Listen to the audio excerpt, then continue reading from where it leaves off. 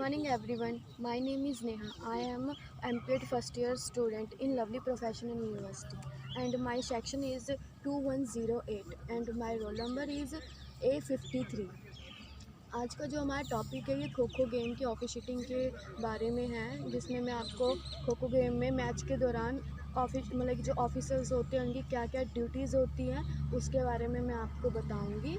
और सबसे पहले तो मैं ये आपको बताना चाहूँगी, जो खो खो गेम है जो इसका ओरिजिन हुआ है ये महाराष्ट्र के पुणे शहर से इसका ओरिजिन हुआ है। और जो ये खेल है ये ना दो टीमों के बीच में खेला जाता है, जिसमें ना 12-12 प्लेयर्स होते हैं, जिसमें से 9 हमारे प्लेइंग होते हैं मतलब कि जो खेलते हैं, और 3 सब्स्टिट्यूट होते हैं जो कि हमारे एक्स्ट्रा प्लेयर होते हैं। और जो ये मैच है ना ये 2 पारियों में खेला जाता है, जिसमें से 9-9 मिनट की हमारी गेम लगती है।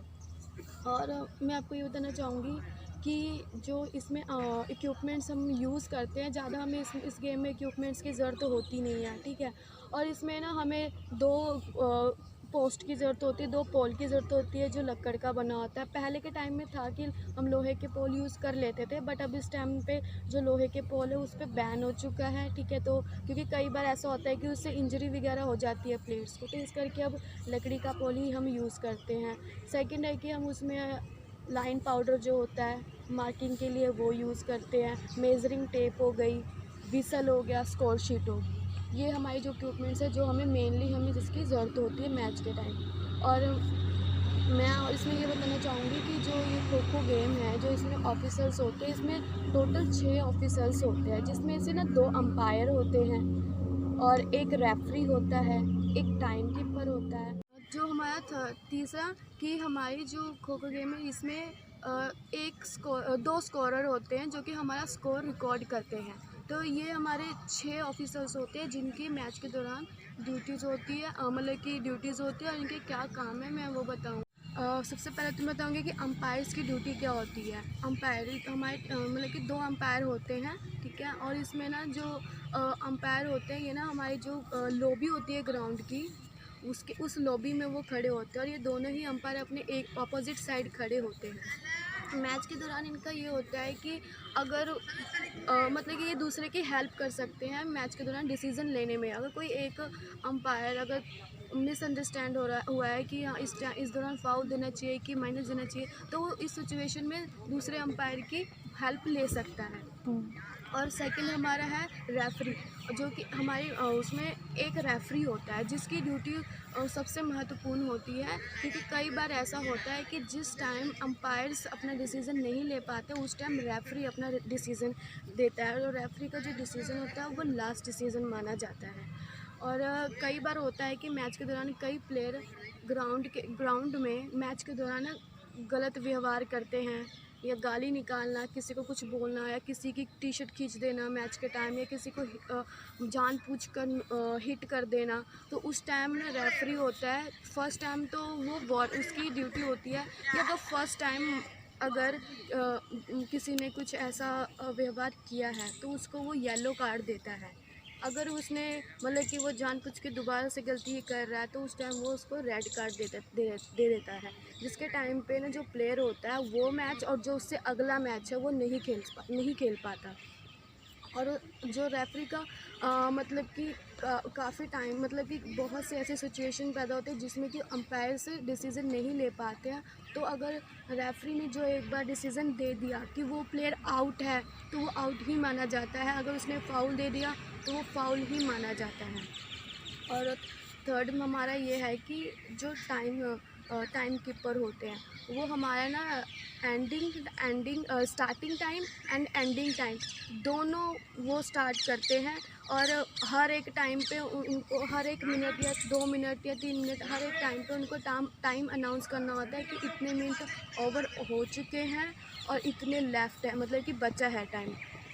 और जो हमारा स्कोरर होते हैं, जो 2 स्कोरर होते हैं, पहला जो स्कोरर होता है वो ये देखता है कि कौन सा प्लेयर नंबर अंदर गया है डिफेंस में और कौन से बैच में है, और वो ये भी नोट करता है कि कौन से चेस्ट नंबर ने कौन से चेस्ट नंबर को आउट किया है, वो एक तरफ से उनकी परफॉर्मेंस का रिकॉर्ड रखता है। जो दूसरा होता है वो है ना मतलब कि ये देखता है कि कितने प्लेयर आउट हुए हैं, कितने नहीं हुए हैं। ऐसे दोनों ही जो टाइम स्कोरर होते हैं वो इस स्कोर का रिकॉर्ड रखते हैं। और इसके बाद मैं आपको ये बताना चाहूँगी कि जो अंपायर्स होते हैं और जो रेफरी होता है, जब वो फाउल के दौरान क्या क्या साइन करते हैं, आउट देने के टाइम, स्टार्टिंग के टाइम या फाउल के टाइम, मैं आपको उन्हीं सभी साइन के बारे में बताऊंगी कि वो उनका क्या साइन। मेरा सबसे पहले तो मैं ये फर्स्ट साइन आपको बताऊंगी इनिंग स्टार्ट होने का, जिसमें कि जो रेफरी है ना वो हमारा मतलब कि ये साइन करता है, विसल, एक लंबी विसल बजा के एक छोटी विसल बजाता है, जिसमें हमारा ये साइन होता है उसका पी पिप। ऐसे वो विसल इस तरीके से बजती है। और जो हमारा सेकंड जो साइन है वो है इनिंग एंड का, जिसमें कि रेफरी हाथ इस तरीके से करता है और जो दूसरा हाथ होता है हमारा ऐसा होता है पी पिप, ये ऐसा साइन देता है वो। और जो थर्ड साइन है हमारा वो है आउट का, जिसमें सिंपल है, जिसमें वो एक विसल बजाता है और सीधा ही हाथ खड़े करता है पिप। और जो हमारा फोर्थ जो साइन है वो हमारा सेंटर लाइन फाउल जब होता है किसी भी प्लेयर का, अगर सेंटर वाले लाइन में अगर पैर आ जाता है, उस दौरान जो रेफरी है वो इस तरीके से फाउल देकर वो ये साइन देता है क्रॉस का कि हाँ सेंटर लाइन फाउल हुआ है। और जो हमारा फिफ्थ साइन है वो है हमारा लाउडली खो का साइन, जिसमें कि जब भी कोई प्लेयर खो, अगर रेफरी को उनकी आवाज़ नहीं आती, अंपायर को अगर उनकी आवाज़ नहीं आती, वो इस तरीके से साइन करता है कि लाउडली खो दो, लाउडली खो बोलो। और अगर बाई चांस अगर कोई जो प्लेयर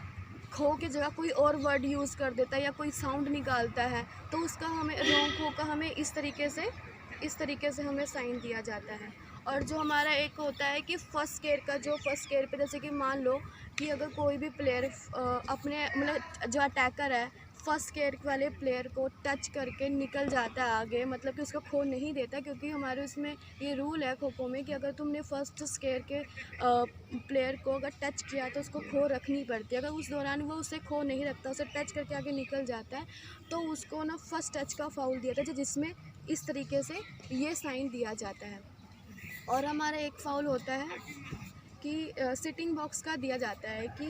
जो अगर प्लेयर है, जो सिटिंग बॉक्स होता है, जो जिसमें कि अगर कोई भी प्लेयर जो बॉक्स बना होता है हमारा खो खो का, अगर वो प्रॉपर बॉक्स में नहीं बैठा, बॉक्स से हट के बैठ गया या लाइन से आगे बैठा है, तो जो रेफरी है या अंपायर है वो इस तरीके से निशान बताता है, इस तरीके से बॉक्स का निशान बताते हुए उसको बताता है कि आपने इस चीज़ का फाउल किया है। एंड हमारा जो होता है एक होता है अर्ली का फाउल, जिसमें कि ऐसा होता है कि अगर कोई भी प्लेयर, कोई भी मतलब कि जो अटैकर होते हैं, जो चेज़र होते हैं, खो से मतलब कि पीछे वाले एक प्लेयर ने अगर उसके रखने से पहले ही वो उठ गया, तो उसे अर्ली का फाउल दिया जाता है, जिसमें कि वो इस तरीके से साइन देता है कि हाँ प्लेयर ने अर्ली का फाउल किया है। और हमारा एक होता है, और मैं आपको एक साइन बताना चाहूँगी कि जिसमें कि डिफेंडर के बारे में बताऊँगी कि डिफेंडर कौन सी गलतियाँ करता है जिस पे वो साइन दिया जाता है रेफरी के द्वारा या अंपायर के द्वारा। अगर कोई भी डिफेंडर मैच के टाइम अगर बाउंड्री से बाहर हो जाता है गलती से, तो उसको आउट देते हुए ये निशान दिया जाता है कि हाँ जो डिफेंडर है वो बाउंड्री आउट हुआ है। और ये मतलब कि एक ये दिया जाता है कि अगर कोई भी प्लेयर मतलब कि किसी ने जो अटैकर होता है, वो बाई चांस उसने किसी भी प्लेयर को आउट किया, आउट करके अपना पूरा का पूरा फेस चेंज करके फेस टर्न कर लिया ऐसे या कैसे भी, उस टाइम पे ना ये चीज़ का साइन दिया जाता है ऐसे कि हाँ प्लेयर ने फेस चेंज किया, उस टाइम वो आउट नहीं दिया जाता है। और एक साइन होता है कि जिसमें मतलब कि किसी अटैकर ने किसी रनर को मतलब कि टच किया, मतलब कि बट रेफरी अंपायर को ऐसा लगा कि नहीं टच नहीं हुआ है, आउट नहीं किया उसने, तो वो इस तरीके से ये साइन देता है कि हाँ जो डिफेंडर है वो सेफ है। और मतलब जो ये खो खो गेम है बहुत ही हमारी इंडिया की ही गेम है, जिसमें कि जो कि हमारी इंडिया से ही जिसका ओरिजिन हुआ है, ठीक है। और जो हमारा जो ये गेम है ये एक ऐसा गेम है जिसमें हमारी गेम में मतलब हर एक चीज़ की ज़रूरत होती है, जैसे कि speed, endurance, coordination, agility, flexibility, ये सारे चीज़ों की हमारी गेम में ज़रूरत होती है। और जो ये गेम है, इस गेम में मतलब कि अभी ये ओलंपिक में नहीं आया है, बट ये आने वाले टाइम में ज़रूर ओलंपिक में आ जाएगा। और यहीं पे मैं अपना ये वीडियो मैं एंड करना चाहूँगी एंड धन्यवाद।